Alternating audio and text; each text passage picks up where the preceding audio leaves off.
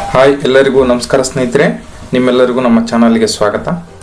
ಸ್ನೇಹಿತರೆ, ಕರ್ನಾಟಕ ವಸತಿ ಶಿಕ್ಷಣ ಸಂಸ್ಥೆಗಳ ಪ್ರವೇಶ ಪರೀಕ್ಷೆ 2026ಕ್ಕೆ ಅರ್ಜಿ ಸಲ್ಲಿಸ್ತಾ ಇರುವ ಪರಿಶಿಷ್ಟ ಜಾತಿಯ ವಿದ್ಯಾರ್ಥಿಗಳಿಗೆ ಒಂದು ಇಂಪಾರ್ಟೆಂಟ್ ಅಪ್ಡೇಟ್ ಅನ್ನ ಕರ್ನಾಟಕ ಪರೀಕ್ಷಾ ಪ್ರಾಧಿಕಾರ ಬಿಡುಗಡೆ ಮಾಡಿದೆ ಸ್ನೇಹಿತರೆ.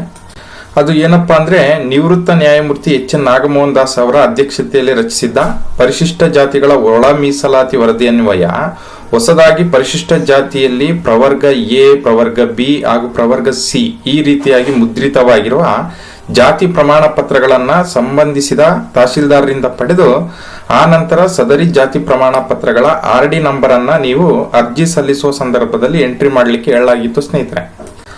ಆದರೆ ಕೆಲವು SC ಕ್ಯಾಂಡಿಡೇಟ್ಸ್ ಒಳ ಮೀಸಲಾತಿ ವಿವರಗಳ ಬಗ್ಗೆ ಮಾಹಿತಿ ಇಲ್ಲದ ಹಳೆ ಕ್ಯಾಸ್ಟ್ ಸರ್ಟಿಫಿಕೇಟ್ಸ್ RD ನಂಬರ್ ಅನ್ನ ಆನ್ಲೈನ್ ಅರ್ಜಿಯಲ್ಲಿ ತುಂಬುತ್ತಾ ಇದ್ದೀರಿ ಅನ್ನೋ ಗಮನಕ್ಕೆ ಬಂದಿದೆ ಅಂತ KEE ಅವರು ತಿಳಿಸಿದ್ದಾರೆ ಸ್ನೇಹಿತರೆ.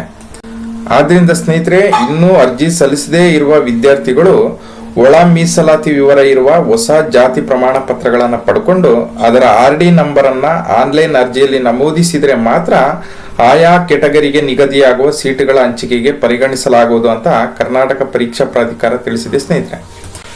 ಓಕೆ ಸ್ನೇಹಿತರೆ, ಇದೇ ರೀತಿ ವಸತಿ ಶಾಲೆಗಳ ಎಲ್ಲಾ ಮಾಹಿತಿಗಳ ಅಪ್ಡೇಟ್ಸ್ಗಾಗಿ ನಮ್ಮ ಚಾನೆಲ್ನ ಸಬ್ಸ್ಕ್ರೈಬ್ ಮಾಡಿ. ಹಾಗೆ ಈ ವಿಡಿಯೋ ಇಷ್ಟ ಆಗಿದ್ರೆ ಲೈಕ್ ಮಾಡಿ, ಹಾಗೆ ನಿಮ್ಮ ಸ್ನೇಹಿತರಿಗೆ ಶೇರ್ ಮಾಡಿ. ಎಲ್ಲರಿಗೂ ಧನ್ಯವಾದಗಳು.